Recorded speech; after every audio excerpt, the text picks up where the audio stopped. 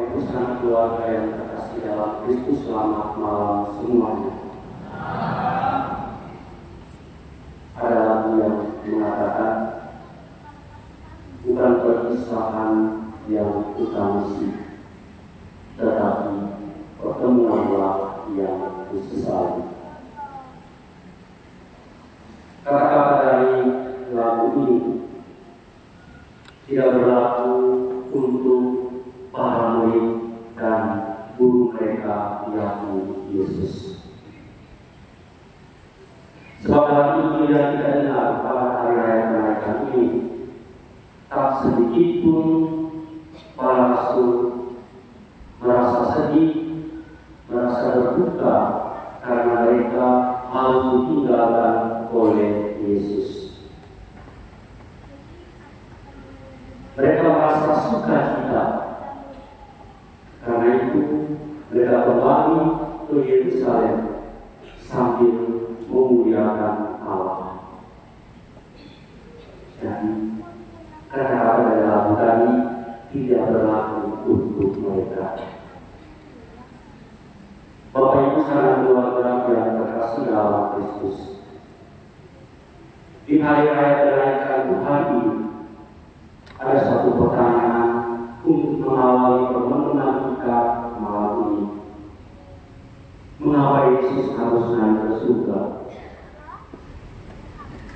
Karena Dia bisa tinggal di dunia bersama dengan murid-muridnya.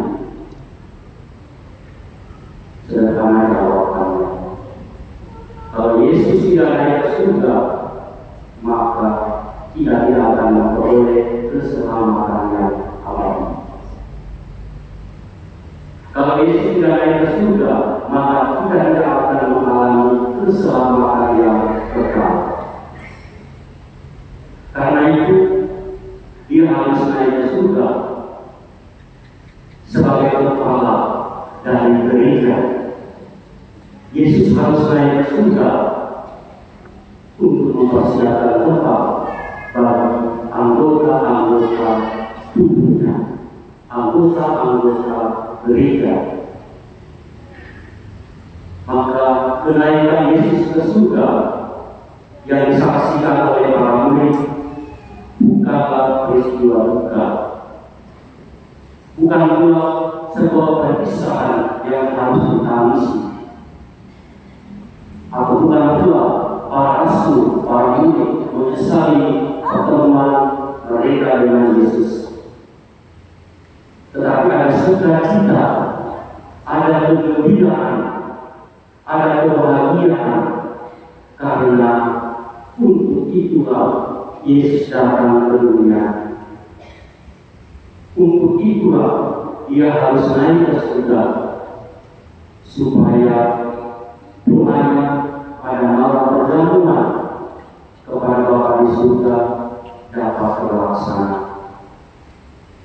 Ya Bapa, aku berdoa untuk mereka yang mengikuti aku, supaya di tempat di mana aku berada, kelak mereka juga berada. Sekali lagi, itulah sebabnya Yesus harus meninggalkan murid-muridnya dan beralih dari dunia ini, supaya kita semua, murid-muridnya, pengikut-pengikutnya, juga kelak akan mengalami kemuliaan seperti kemuliaan yang dialami oleh Yesus. Yesus yang hari ini naik ke surga adalah Yesus yang sama sebelum Dia mengalami peristiwa kebangkitan. Yesus yang sama yang kita rayakan kemuliaan hari ini adalah Yesus yang sama ketika berkeliling di daerah Galilea untuk memberitakan Injil. Yang membedakan itu adalah Yesus yang hari ini naik ke surga adalah Yesus yang tubuhnya sudah dimuliakan melalui peristiwa kebangkitan.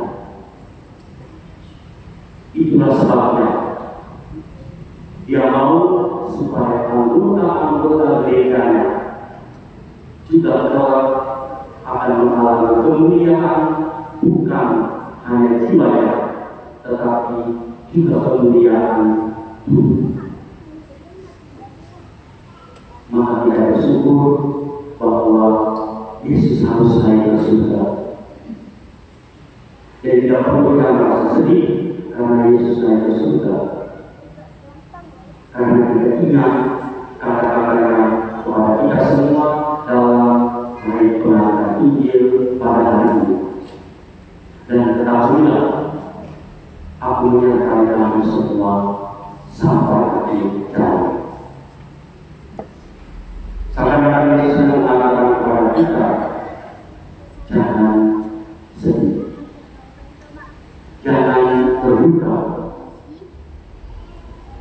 tetapi berbahagia, bersukacita, bergembira, karena kendati Dia meninggalkan kita semua, tetapi pada hari yang ke-10 setelah hari ini, Yesus memenuhi janjinya dengan memberikan kepada kita pribadinya yang lain, yang kita sebut dengan penolong, yang kita sebut dengan penghibur, yang kita sebut dengan Roh Kudusnya. Roh Kudus itulah mengingatkan kita semua akan pribadi Yesus. Roh Kudus itulah yang akan mengisahkan kita akan apa yang sudah dibuat oleh Yesus di dunia ini.